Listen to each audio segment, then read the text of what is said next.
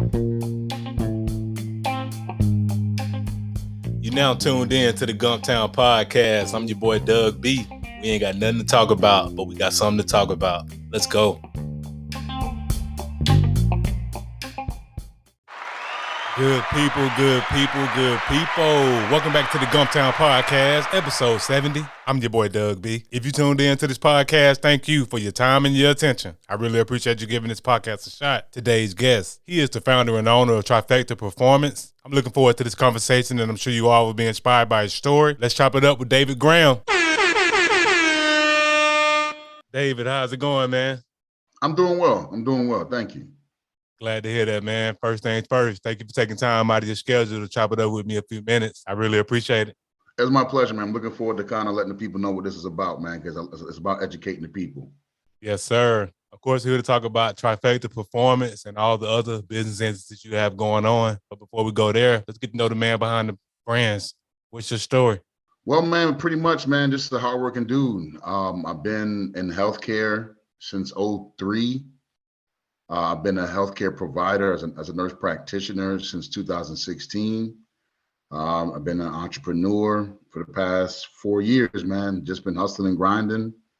I've worked, during COVID. I ran ICUs during COVID. Right now, I'm doing disability exams. So pretty much, man, my background is being a healthcare professional. I played some college sports, which kind of give me a unique perspective, just kind of being part of the team aspect. But got a kind of unique blend. I was a jock, but I happened to be a nerd at the same time. So I was able to kind of accomplish a lot while, attributing some athletic goals as well. I was a Golden Glove champion in my 30s, got to grappling, won some grappling tournaments. So all of that athletic background combined with my medical kind of helped birth the whole Trifecta Performance thing. So it's been a fun ride, man. And all kind of came from the fact that, I stumbled across some technology it was honestly by mistake, man. I was doing some research on some equipment that would pretty much monitor your nervous system, and it could show. Basically, I work with military veterans treating chronic pain, and this technology can quantify if PTSD is affecting your nervous system, and kind of help as a healthcare provider let us know if we need to be looking for other problems. But you know what? And then by happen chance, I was talking to a sales guy, and he mentioned something about some Tesla technology, and the rest is history, man. I kind of started using this technology 4 years ago on myself, and I noticed that my leg felt stronger. I didn't need pain medicine no more. And then after using it on some older patients in my medical practice, Veterans Wellness Center, my best friend's nephew played high school football, was having a bad knee. Some trouble with his knee, going to a football camp, and I gave him a little regimen for his legs. And he went to University of Troy's football camp and ran a 5.19. And then a couple weeks later, after using the treatments that I gave him for his legs, he went to University of Alabama's football camp, and they clocked him at a 4.5 flat. Me and his father, his father was an ER doctor. We thought it was a mistake. So I kept giving him the machine and using on his legs. Then he gets to football camp later that summer, and he went from the middle of the pack speed to the third fastest on the team, and he's 6 feet, 245 pounds. And it was such a dramatic improvement. His friends, all the teammates, thought he was doing drugs, juicing, because his father happened to own an online testosterone clinic. And so that's how I came up with my whole thing, get juiced with Trifecta Performance, because my best friend's son improved so dramatically and so quickly, his friends thought he was on drugs or using steroids. So that's the birth of Trifecta Performance, literally, because his friends were accusing him of using performance-enhancing substances because he got that much better that quickly. Wow, man, that's amazing, man. That's such a powerful story, and just how the birth of Trifecta Performance came along. Let's back up a little bit. I know you were saying you were a college athlete. Are you originally from Montgomery? No, sir. I was born in Massachusetts, in the birthplace of basketball, Springfield, Mass. Big shout out. Not from where the Simpsons are from. We're from Springfield, Massachusetts. Not the Simpsons, man. But yeah, man, we small city. Just grew up in, my mom raised me. Then we spent half my life in the Maryland, D.C. area. Shout out to D.C., Chocolate City, man.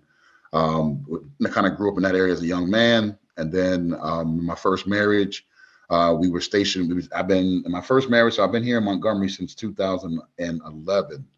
Kind of like just hanging out, just develop my skill set as an earth nose practitioner, and then kind of raising my kids. You know what I'm saying? Wow, man, that's amazing, man. So let's talk about cultural differences. What are some cultural differences you noticed when you came down from Alabama, from the DMV?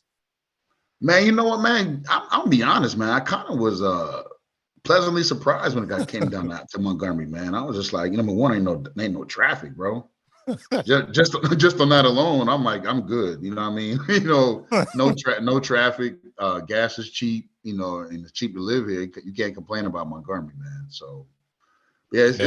it's a little laid back here in the Gump Town, but it's still low, man. I have to admit, it's been a pretty good experience here in Montgomery.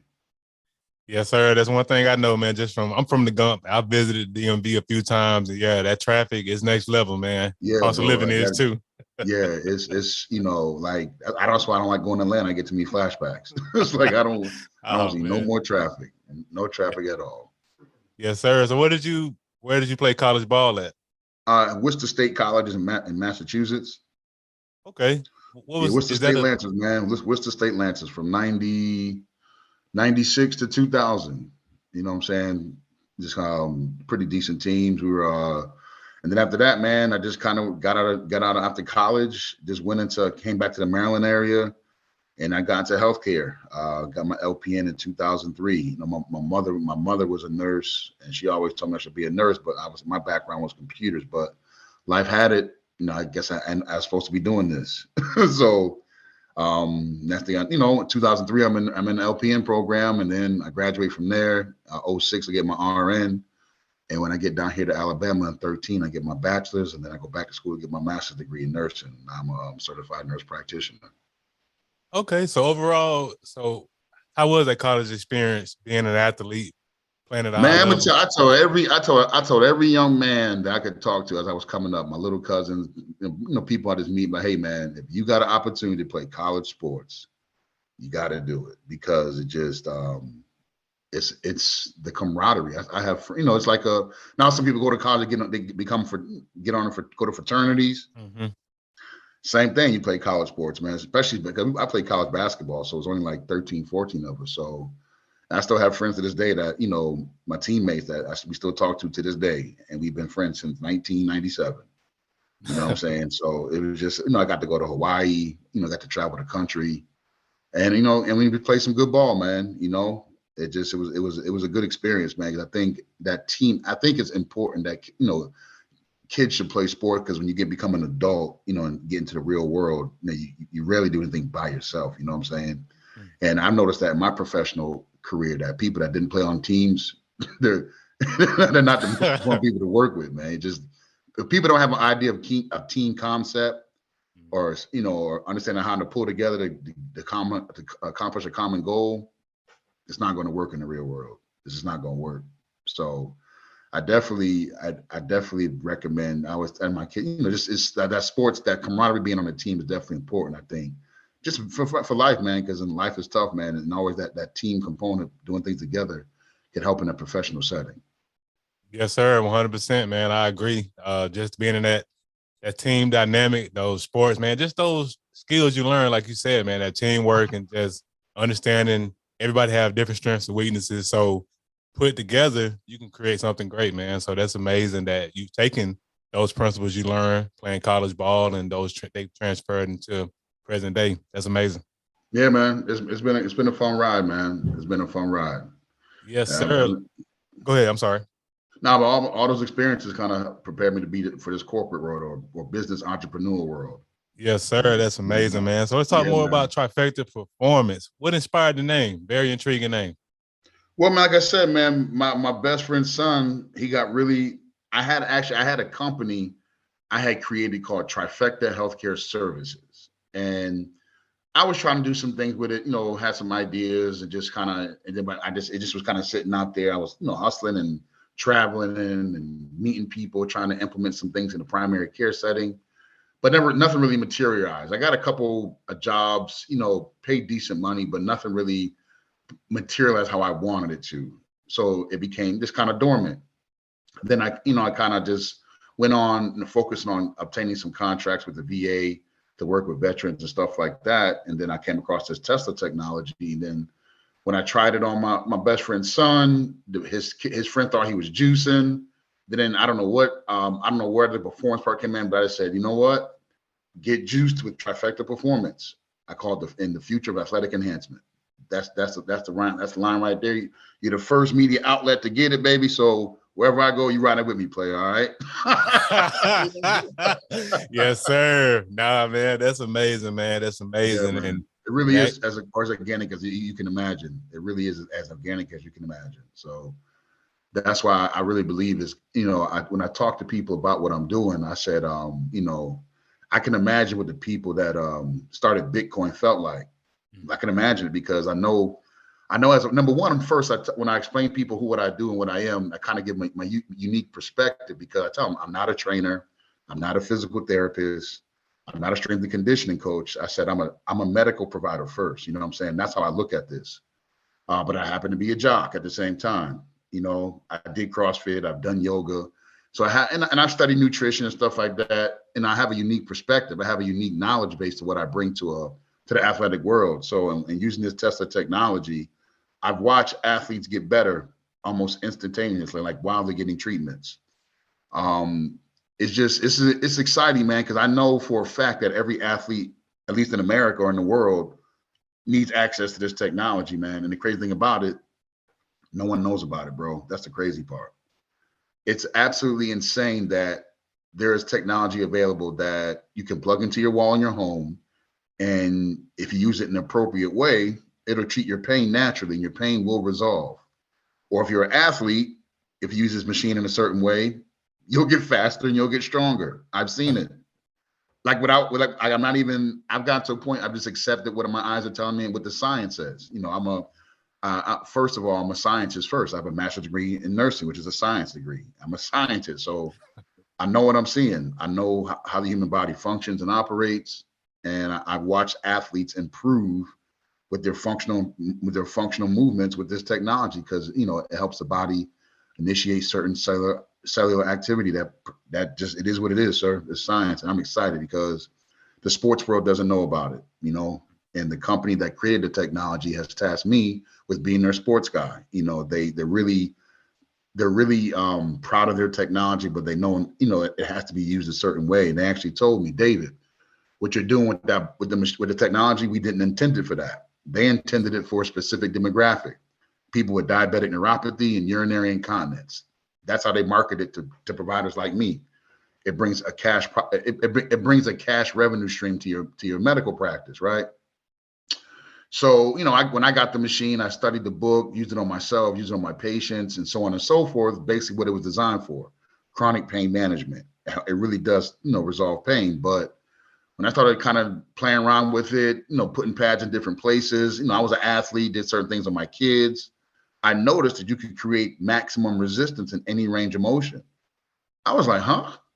And I said, hold on, I can do this, I can do that. And next thing I know, my best friend's son went from a 519 to a 4.5 flat. And I know that's worth millions of dollars. So there you have it, man. So it's like, being at the forefront of a new way to treat athletes with technology, I'm excited for the ride. The company is supporting me. I can't be kind of like circumvented because I have a contract with the company. Mm-hmm. So it's exciting, man, because number one, it's about education. People need to understand that science is really the answer to a lot of our problems. And this technology I don't prescribe pills. I don't do shots. I don't do any more invasive procedures to treat chronic pain. And on athletes, we can minimize injury and promote performance naturally without medication, literally with this technology, an athlete wouldn't need steroids anymore. Like literally, like not even exaggerating. That's amazing. Because like I'm not even exaggerating. I'm saying that with a straight face. Like I'm not smiling, I'm not blinking. Like I've watched athletes improve within minutes. They walk into my clinic or I show up somewhere and they feel a certain way. When I leave, they feel better, or that pain or injury is resolved, or it feels a lot better. Steroids can't do that. Steroids don't do that. When you take a shot in your butt with a steroid, you don't feel better, right? You don't feel stronger instantly. With this technology, when I treat athletes, they feel the improvement almost on the spot. And if I can't help them, they need surgery. If I can't treat your issue as an athlete, you need surgery, straight up. Or you got something going on, you need more diagnostic studies. This technology will be the way athletes are trained in the future. I'm just waiting for people to recognize what I'm doing. That's all. Man, that's Like, amazing, man. You first yeah. to it. And I love to hear it. Like, and just hearing you talk about this, you are passionate about science. You know what you're talking about. You're Yeah, educating man. people. And that's what you said from the start. It's all about educating people. There's another way to treat injuries and stuff of that nature. And yeah, you know, steroids and stuff, all that stuff, it's prominent. I was an athlete back in the day. I wasn't a very good athlete. I did good to drink some Gatorade and wear my jersey and stuff, but I never I never thought about, but yeah, I know juicing and stuff. I know steroids. I know that's a big thing in pro sports. And I'm just glad that you're tapping into this untapped market, man, and you're first to it. So like you said, nobody can circumvent what you're doing. It's amazing stuff, No, man. now it's exciting because I know every coach, every parent doesn't want their kid training in pain or competing in pain. No, who does? And that's the part that's been the most, my biggest challenge is educating people on what I'm doing, because most people think it's a TENS unit, right? I always get that. I got one of those at home, or my chiropractor has that, or I've done that before, and it's just like, okay, I understand it. Like, it's also like saying, yes, I've seen a Ferrari and I've seen a Ford Escort, and they're both cars. Absolutely, I agree. But I tell you, boss man, like, I've treated Lou Gehrig's disease, I've treated the shakes from Parkinson's, and I've treated strokes successfully. Like, the patients had improvement in their functional movements. 10 units don't do that. You know what I'm saying, boss?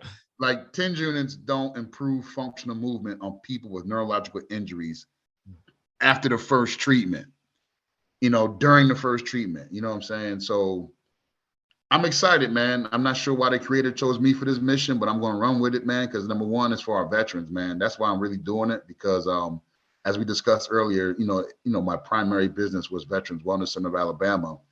And we have military veterans and active duty personnel who suffer in pain every day, but they don't have access to this technology. That's the real mission in this whole situation.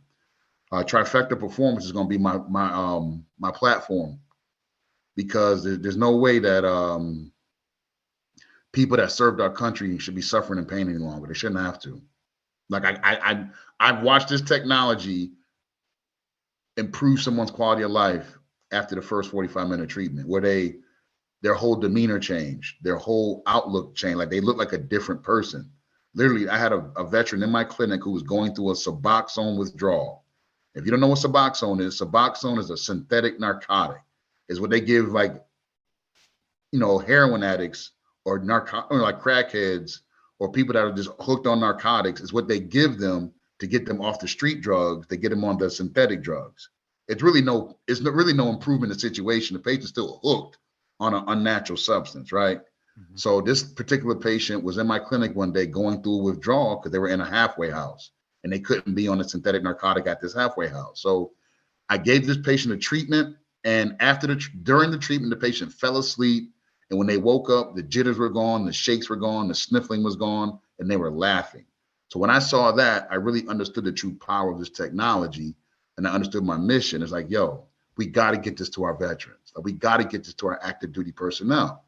Like, these men and women have been in wars, or these men and women are currently in a war, and they don't have access to technology that can make them better performing soldiers or help them manage the chronic pain they're dealing with from their military life. So these athletics with Trifecta Performance, these athletes, these sports leagues, are going to be my platform. That's just what it is, man. So if anyone has an issue with trying to help veterans and military personnel get better treatment, they definitely don't. They definitely don't want to make themselves known, because that's one thing we can say as Americans. We really respect our veterans, So that's my really mission, boss. We got to get this technology to the vets. Man, that's amazing, man. Yeah, that's what it's about, man. There's no reason why. No reason why. Like, it's unacceptable. And so, and as a citizen in this country, man, change doesn't occur if we don't do it ourselves. We can't rely on this government to incite change. We can't. Doesn't matter what it is, whether it's social, economic. This is going to be a healthcare revolution, man. You know, I was joking with somebody when I first opened, when I started this business, like, this is going to be a revolution in healthcare because the people shouldn't suffer no more like this, you know? Yes, sir. I agree, man. And like It's that's not necessary. It's not necessary. So absolutely. it's up to us as the people to decide how we take care of ourselves, you know? So the technology is available, man. It's real. And that's my mission, make sure our veterans get it. That's a great mission, man, because You know like what you I'm said, saying? veterans should not be suffering, man. And I'm gonna tell you, the thing that really like got me really intrigued about Trifecta was the interview you did with WSFA with former boxer Tyrell Biggs and just Dude, progress you made with man, him. I was like, you know what? I need to talk to this David Graham guy, man. He's a beast. Because I dude, let remember me his tell after you. boxing life. I remember just how, he had got down, but what you were able to, man, get him off the cane and get him up, and that's amazing, man. Let's talk more about that. How was that Yeah, so encounter? let's talk more about that, bro. So like Champ, man, Tyrell Biggs, man, it's crazy because I met thanks to my wonderful wife, man. She through her connections, she was able to link me up with Tyrell Biggs' big brother, Xavier Biggs. Big shout out to the Human Weapon Factory in Decatur, Georgia, man. Me and Xavier Biggs, kind of developed a rapport.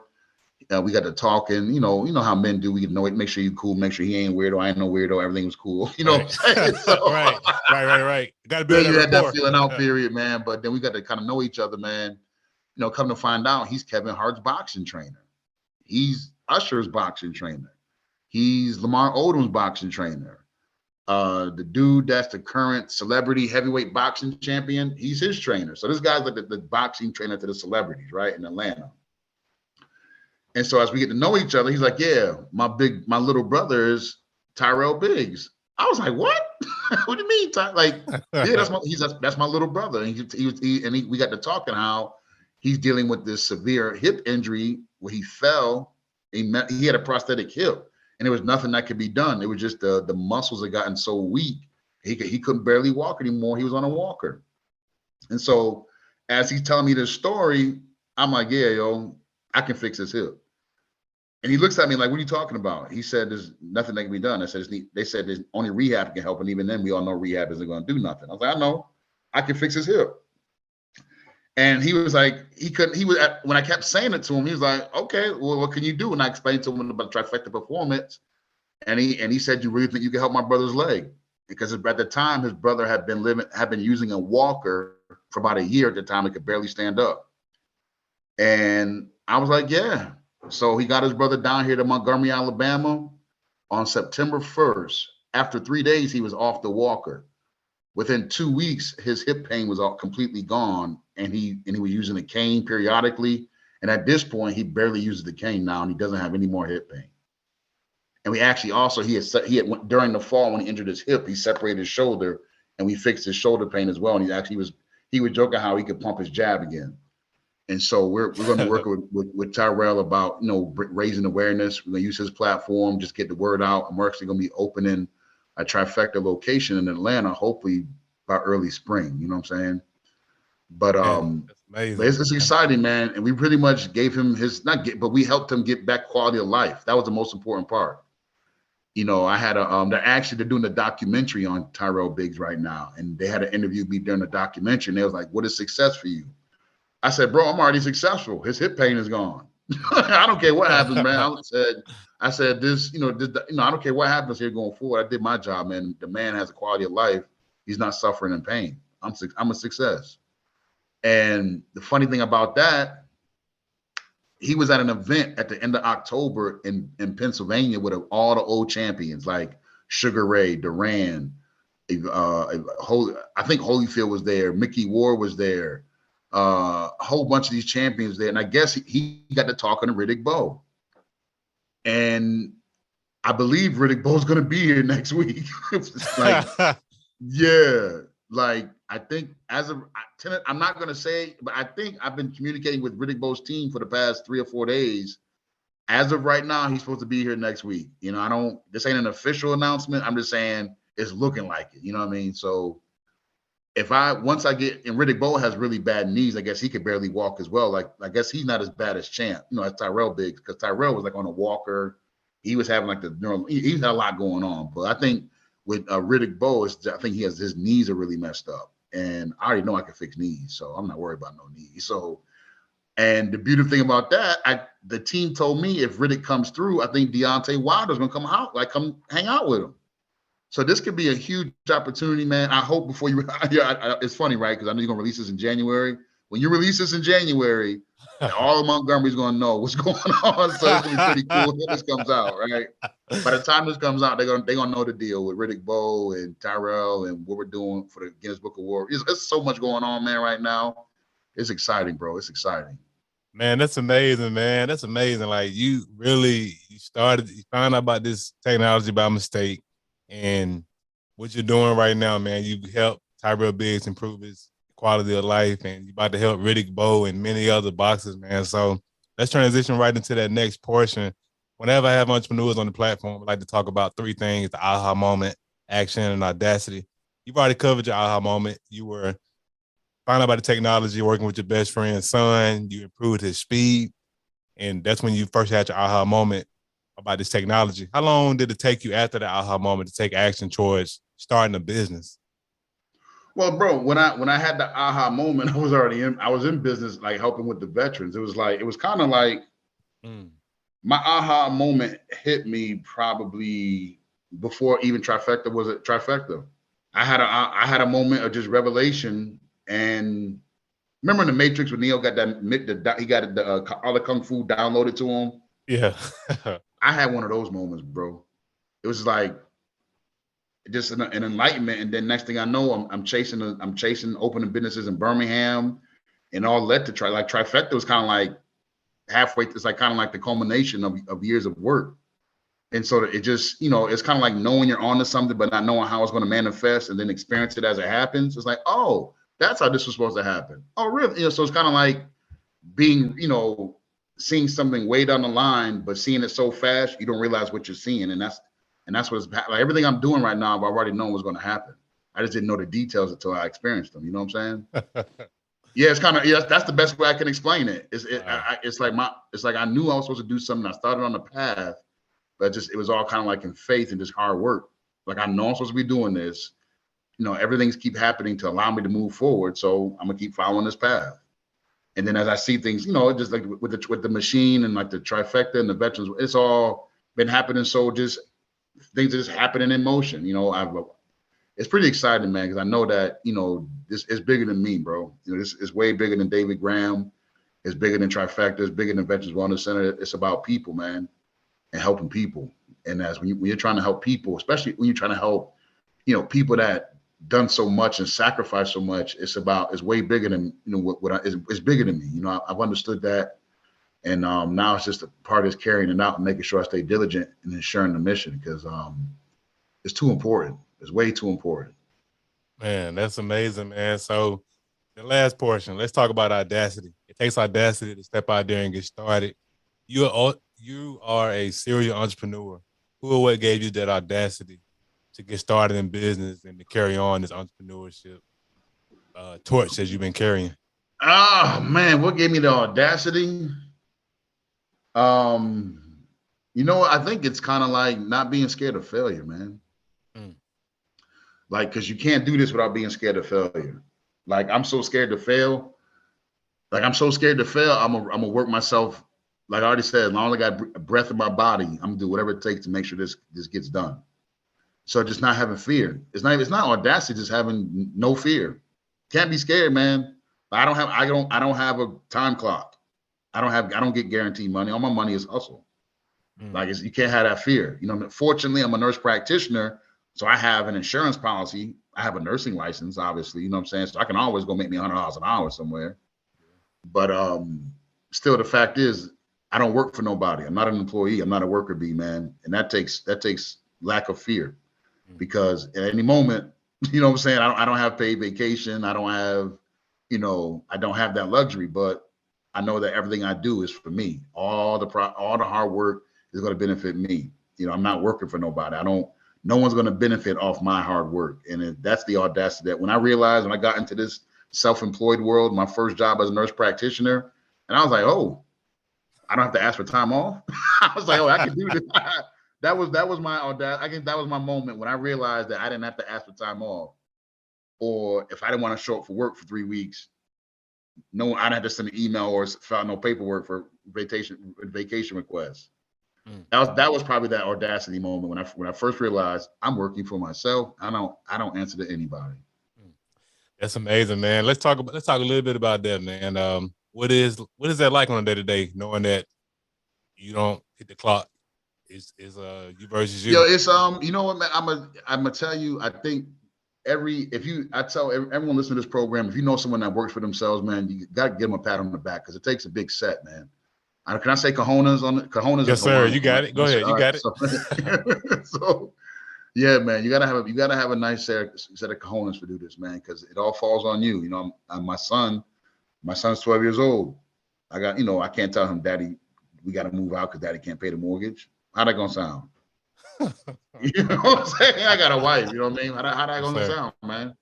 Yes, sir. Yeah. I mean, how that sound? You know, I can't have that conversation with people that work for me, tell me they paycheck gonna bounce this week.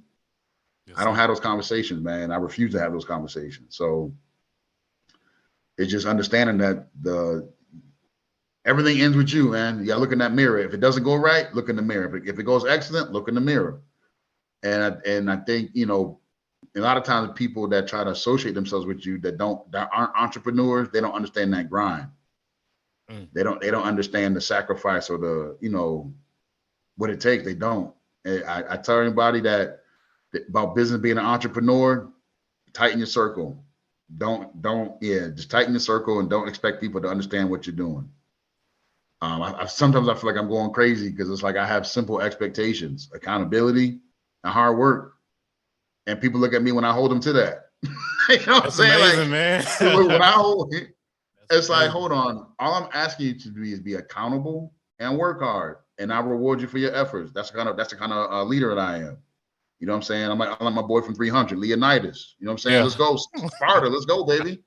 You know what I'm saying? But and that's kind of the thing about it, man. I have that kind of work ethic, that kind of gumption. So I recognize when people aren't on board with me very quickly. You lead by example. It's kind of say it like this, man. If I'm willing to do anything for the business. I'll do anything, anything, any and everything. You know what I'm saying? So it's easy for me to recognize when someone's not giving me that same effort. Whether it's just, you know, it's pretty obvious, man. Because as a leader, man, I'll do anything for the growth of the team. I'll do anything. I'm not too big for anything. I'm not too small for anything. It's just all about understanding with the one common goal. And if you're working with people, trying to do business with people that don't have that same mindset or don't have the same like kind of work ethic as you, it really stands out. It does. Like it's just some of those things in business, man. I realized that what I do and how I work, it's not a common feat. It's not a common character trait. I'm realizing that my 4 years in business, I'm realizing that my character traits are very seldomly found in other people. Yeah, you know what I'm saying? Just being honest, man.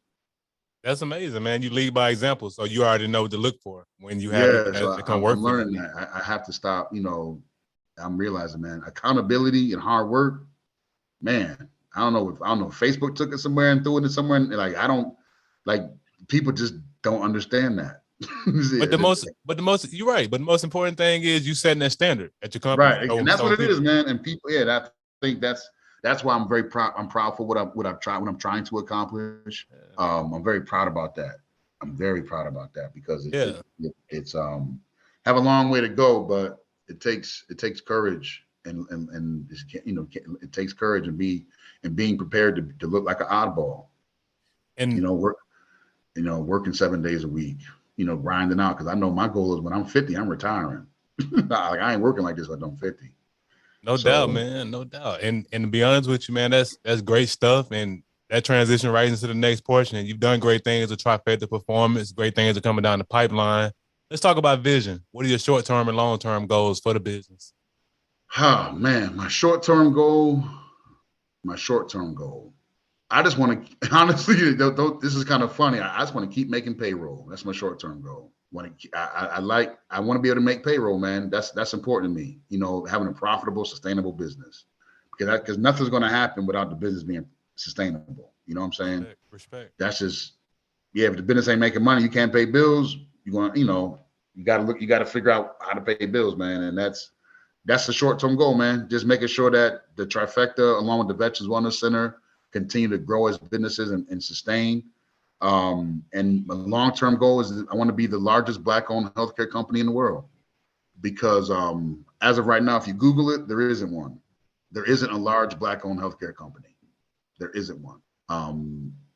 If you know one, brother, I'd like to know the name of it. But I Googled it myself. It's called Trifecta Performance. I'm speaking with the largest Black healthcare company in the world, man. I'm already speaking to him, David Graham. Yeah, man. That's something that I think for me, when I started the Veterans Wellness Center, then I started Trifecta, I'm like, man, if I do this right, it'll be something to see, because you have successful Black doctors, Black surgeons that have a couple practices and they have big surgery centers, stuff like that. But as far as like a healthcare company, like for example, Pfizer, those are pharmaceutical companies, right? What's it, like these companies that make the electronic records in healthcare, right? Those are big healthcare companies, but it's like none of them are owned by Black, none of them are majority owned by a Black man or a Black woman. You know what I'm saying? And I think it's important, as this, for me, this healthcare and revolution is more so a healthcare and just bringing a change in my community, man. Because it's, for me, it's like healthcare is such a vast opportunity as far as business. I think there's something that as a people, the African American population, something we should be encouraging our youth to look into healthcare, because number one, in every healthcare category, the African Americans are always the worst, man. I hate to say it: hypertension, diabetes, heart attacks, strokes, stuff like that. We always we're only 13% of the population, but we account for the majority of the population with chronic diseases. And it's something as a people we got to get a hold of. And I think, how that happens, having more healthcare providers that are African American, having more nurses that are African American, and I'm gonna tell you, I had a conversation with a local city official. I said, I go into these hospitals and doctors meetings and like these conferences, and I'm usually the only Black male nurse practitioner there. Why is that, man? So it's like, you know what, David? I think it's time to have a revolution of change, man. You gotta start to change. So my thing is now is showing that our young people that there is such thing as a large Black-owned healthcare company, and we're going to incite change. There's no reason why that. It's just about uplifting the community of people as a whole. And I think we gotta contribute and just make sure that we can use healthcare as a tool to incite change amongst ourselves. And like, why not have a healthcare revolution? Why do we have so many, African Americans with hypertension or diabetes or with strokes or heart attacks? Why is that? It's a lack of knowledge and a lack of just, education amongst our people, so it can't happen if we're not healthcare providers. It's not going to happen. I think as an African American, if we had more people that look like us providing the healthcare, we may have more compliance and maybe perhaps see a change in our overall healthcare statistics. So it's a big mission, man. I'm probably gonna be long gone before it's seen through, but it's something that has to be done. It has to be. I'm not an entertainer. I'm not an athlete. We're gonna be a large healthcare conglomerate. And I want to shoot some videos rapping about my healthcare company. Right, no doubt, man. Hey, you know what? Those are some great goals, man, and I have no doubt that you'll make them all come to fruition. Yeah, that's what it is, man. Just trying to incite change, man. That's all, man. It's just, I think I've gotten, I think that's why, I've been blessed with this opportunity. That's what I firmly believe in, is to incite change. And it's, we helping the people, man. We're going to help the people out. There's too much suffering as far as these opioids and chronic pain and stuff like that. And we're giving our kids these medications. Like, we have kids in high school getting steroid shots and Motrin every night and having these surgeries because they're beat up. We got to change that, man. We have to change that. We have to, because, a large portion of the athletes that get hurt are African American, right? We dominate football. We dominate basketball. We dominate with football, basketball. We get soccer, not really, but, we're still, when football and basketball, the big money sports, not, obviously it's only baseball's down, But we dominate those sports, and those sports are very injury riddled. And we got kids in high school with blown knees, blown shoulders, getting to college with bad backs. And there's technology available that can help these kids prevent these injuries. Yeah, man, we got to take care. We got to take care of the community, man. If our kids are the ones playing football and basketball, they need this technology, So it's gonna be an education, man. First, I start with education, then it become brand recognition, understanding what the technology is about and how it can help the kids, man. Because there's no way as a parent, if you know there's a treatment your child can get once or twice a week, that's going to keep them from hurting themselves or maybe help them better perform to chase their dream. It's a no-brainer. You know what I'm saying? And that's what I'm trying to introduce. A new way to take care of our kids, and then hopefully in turn, if the residual effect is our military veterans can get access to the technology, because they shouldn't have to pay for it. They should not have to pay for the technology. Our veterans should get it for free. They've already sacrificed themselves. Right on, man. I agree wholeheartedly. And man, the mission of yours, those long-term goals, all of that is going to come to fruition, man, because I just hear the passion, and I know you're going to make it happen, man. So as we wrap up the podcast, I want to ask $1 million question. I started this podcast because I wanted to highlight the greatness of Montgomery, whether you were born here or lived here for a significant period of your life. You being here, starting your business here, coming from DMV by way of Massachusetts. I want to ask you, David, what do you appreciate the most about the Gump? I'm gonna tell you, man. I believe in symbolism, right? What better place to start a revolution than Montgomery, Alabama, bro? What better place? Right on. What better place, man? I thought about that as I got on this journey. I'm like, man, the birthplace of the civil rights movement here in Montgomery, Alabama. So it's like, oh, why not, man? Let's start another revolution, man. And this is the place to be. So that's what I appreciate about this is the birthplace of the civil rights revolution. And I hope it's the birthplace of the healthcare revolution. Because I don't want to get. We could talk all day about that, bro. But it's just I don't even want to get into it. You'll get me chomping at the bit, talking about the healthcare amongst the African American population, bro. You'll get me chomping at the bit. But you know what you're talking about, man. But you're well versed in this, so it's not like, man. I'm telling you, and that's what I look forward to, man. I hope I'm blessed to get on CNN and all. I'm right there with them. What y'all want to talk about? Let's go. Let's do it. And I'm because it's in it, because for me it's just facts are facts, science is science, and truth is truth, man. Mm-hmm. Unfortunately, our healthcare system is racist as all get out, man. I hate to say it. I mean, it is what it is, man. Like and I hate to say it, and want to hear the shocking part, bro? Want to hear the shocking part? Go for it. It's I help out a lot of military veterans, man, and it's in the healthcare and how that whole process is with our veterans. Same thing, man. Same thing. And it's just, and as a healthcare provider, being on the inside and seeing it, and when I was in school reading the articles about the racism in healthcare, like how African Americans, their pain is undertreated. African Americans, like, they're undertreated. It's like, what? Like, this is a real research paper. How they know this is going on? That's the stuff I learned. That's the kind of the research I was doing when I was in school. Researching those kind of stuff about, when I mentioned those chronic diseases and this chronic pain and surgeries and all that other stuff on African Americans are different from other populations. But it's the only change is going to come if it starts with the people, man. That's it. A healthcare, yeah.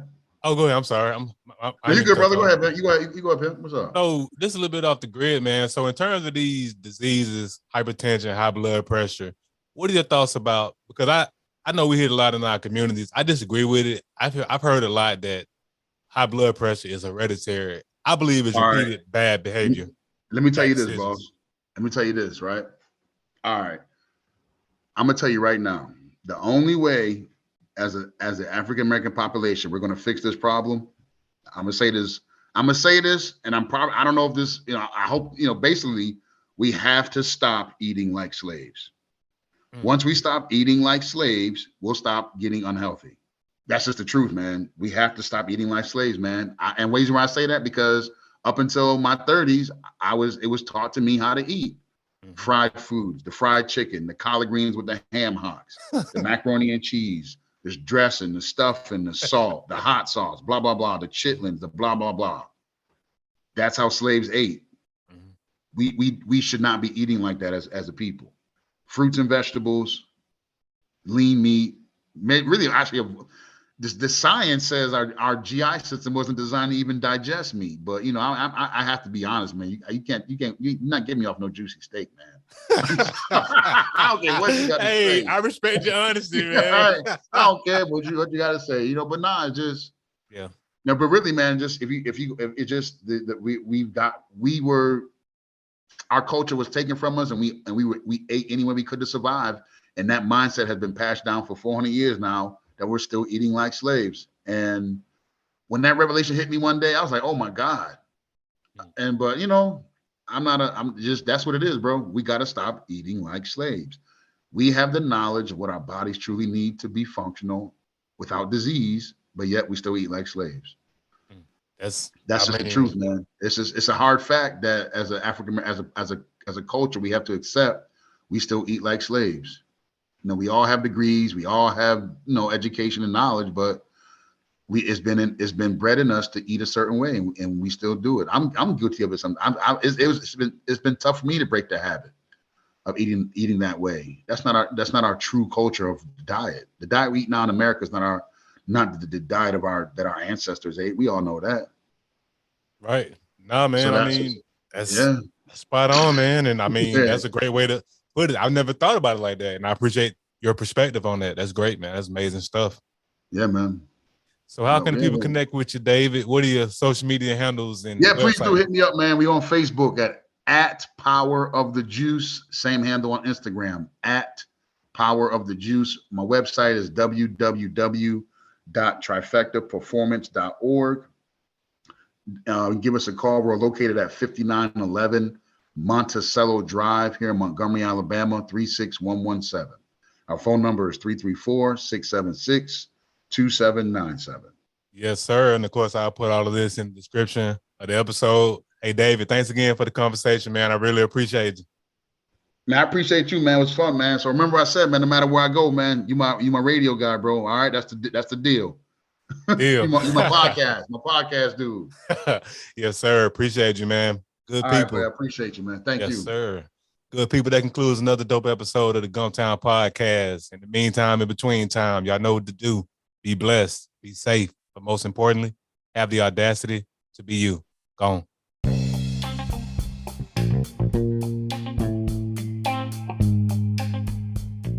Thanks again for tuning in. I appreciate your time and your attention. Until next time.